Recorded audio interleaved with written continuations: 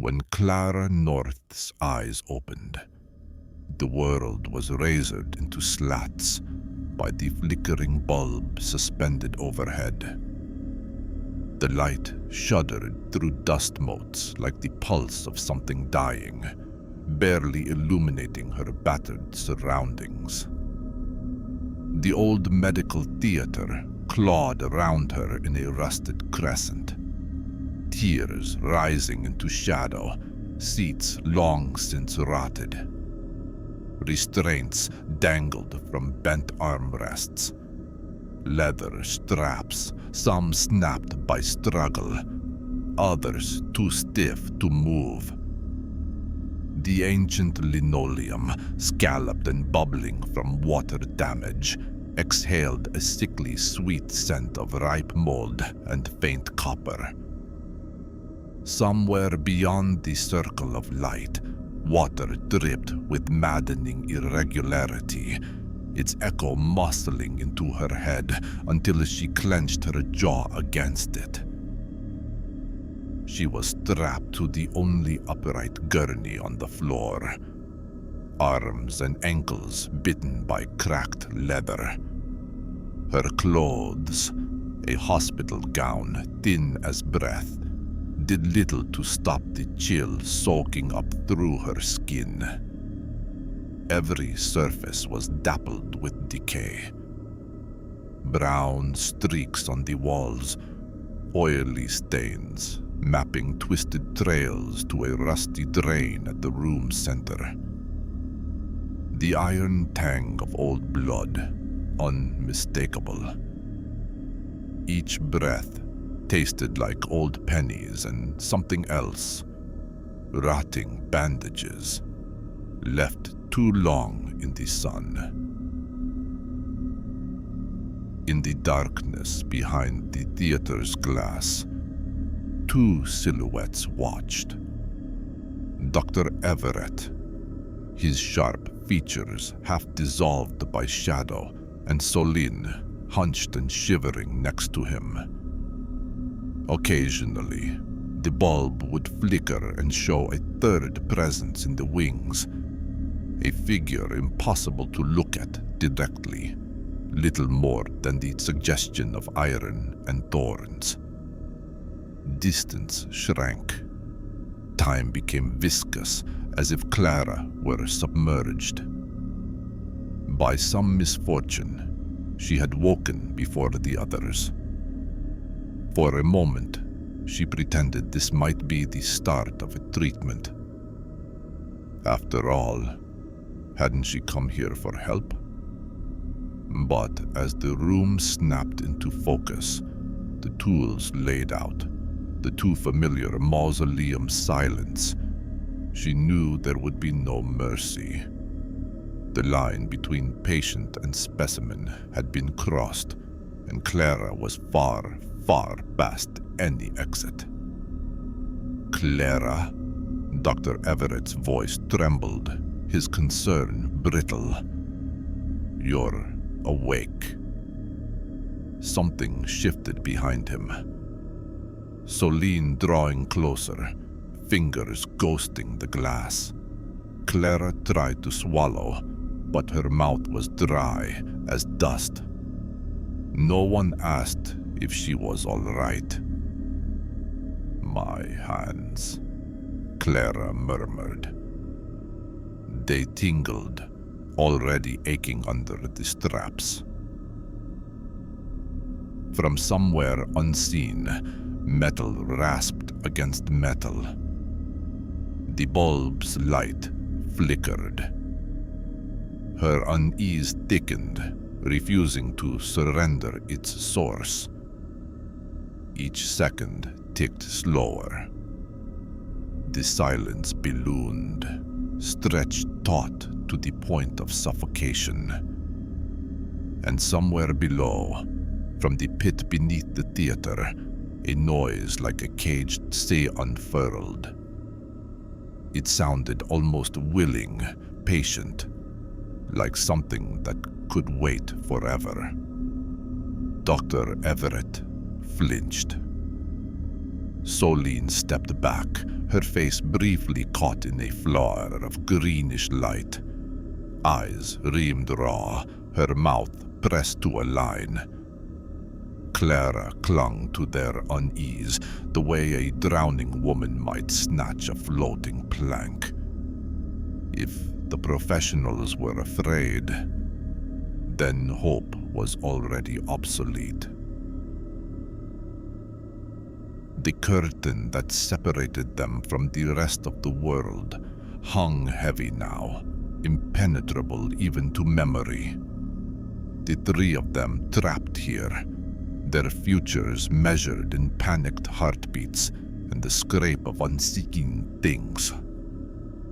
Clara forced herself to focus on the pressure of the straps, the faint stain on Everett's cuff, the way Solene's hands trembled. Another metal sound, closer this time. A storeroom door buckled on its hinges, then swung open with a scream. Shapes shuffled in the darkness, pausing at the edge of the light. Something cold brushed Clara's bare ankle, and she yanked uselessly at the straps, skin burning. "We shouldn't have come," Solene whispered, voice barely audible. "Not after what happened last year." "Quiet," Everett had snapped, but the tremble in his voice betrayed him. From the open doorway across the theater, a shape glided forward. It moved like a deep-sea predator. Slow, deliberate, unafraid. In the lurching light, Clara caught flashes of it. Articulated limbs, dark as midnight, the faint gleam of conical spikes, and inside it, a suggestion of faces pressed in agony, features fused to ancient iron. The Iron Maiden, the legend they all whispered about, never believing it could be anything more than cruel history. Clara had read the file, late one insomniac night. An artifact from centuries ago, supposedly broken during a botched demonstration. The hospital's reformatory wing had acquired it as a relic, its origins buried in bureaucratic muddle. No one remembered moving it down to the old theater. Yet here it was, impossible and hungry. It dragged itself along the linoleum, leaving a wake of condensation flecked with iron filings. The air soured and thickened. Clara's heartbeat erupted in her chest, drowning out reason. But Everett lifted the first of the surgical lights, brandishing it as a shield.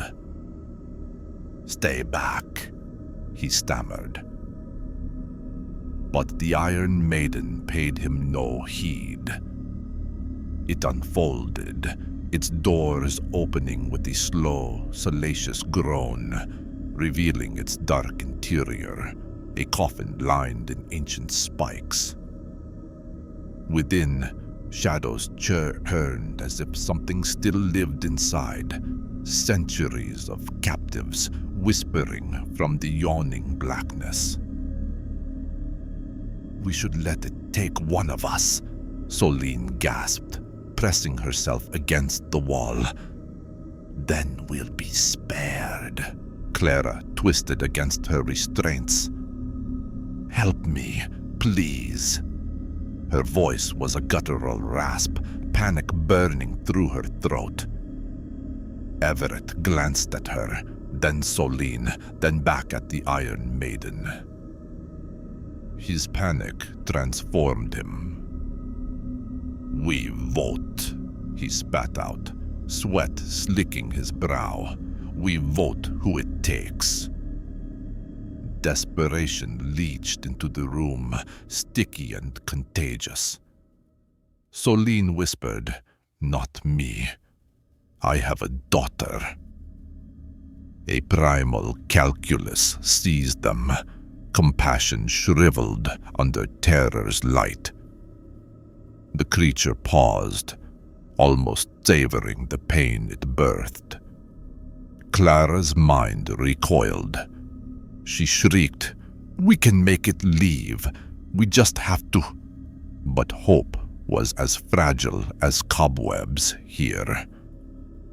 The maiden loomed larger, its door's gaping breath reeking of salted metal and centuries of suffering.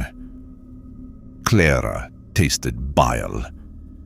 The others edged away, each making the smallest, ugliest calculations. Which of them would buy precious moments for the rest? Minutes stretched, agony mounting. The Iron Maiden began to hum, a vibration felt in bone rather than ear. Its spikes shivered in anticipation. It lumbered past Everett and Solene, coming for her with the inexorability of a tidal wave. She screamed as her gurney rattled, the straps biting deeper. Dr. Everett wrestled with his conscience, his face a mask of war. Release her, or use her as a shield. Solene, lips trembling, mouthed silent pleas. They could not meet Clara's gaze. Crash. Solene bolted for the steps, risking all for a chance at escape. Everett followed, stumbling, leaving Clara in the light. The Iron Maiden paused, savoring the abandonment. Clara's mind raced, broken images colliding. The letter she'd never send, the daughter she'd never hold, the lover's promise shriveled in rot. She twisted, the leather creaking ominously, but there was no hope. The ancient straps would not yield. A sticky metallic laughter reverberated. Invisible hands closed around her gurney. The maiden's doors snapped wide. "Please," Clara howled, voice scraping the edges of madness. Her pleas blended with those pressed into the Iron Maiden's skin, centuries of despair, promises of mercy never kept. Outside the circle of flickering light, Solene's footsteps faltered. She screamed, the sharp cry cut off by a meaty thud. Clara heard her name. A last, strangled plea. Everett fared no better. A crash, a scream, the metallic hush of resignation. Both fell silent. The maiden reached her, cold iron sinking into her flesh, not piercing but suffocating. The doors inched shut. The darkness pressed closer. Within the maiden, voices clamored for attention, fragments of lives surrendered to fear. She fought, sobbing, clawing toward some forgotten shred of self. But there was nothing left but pain. The knowledge thundered through her. This was how desperation devoured humanity. One bargain at a time. One betrayal after another. The maiden's spikes brushed her skin, feather light, caressing rather than gouging. It wasn't just a death. It was a threshing, separating what was human from what must be surrendered. She felt Everett and Solene nearby, their souls stripped raw, the memory of their last actions clinging to them like a brand. Time warped, a moment stretching into eternity. Clara found herself not alone in oblivion, but surrounded by others who had also traded their souls for a few more seconds. Desperation had forged them together, a wretched communion. When the dawn crept pale and sickly through a grime-stricken window, it found the theater empty. Gurneys stood lonely and askew, straps dangling like the remnants of failed prayers. The bulb spun lazily overhead, bloated with dust, its unsteady shine revealing only the faintest trace of rust where the artifact had stood. No bodies remained, nothing to warn later trespassers. Yet Clara persisted, deep in the maiden's breast, her thoughts echoing with the agony of countless others. A gallery of sin. Everett's betrayal, Solene's cowardice, her own screaming hope stripped away piece by piece.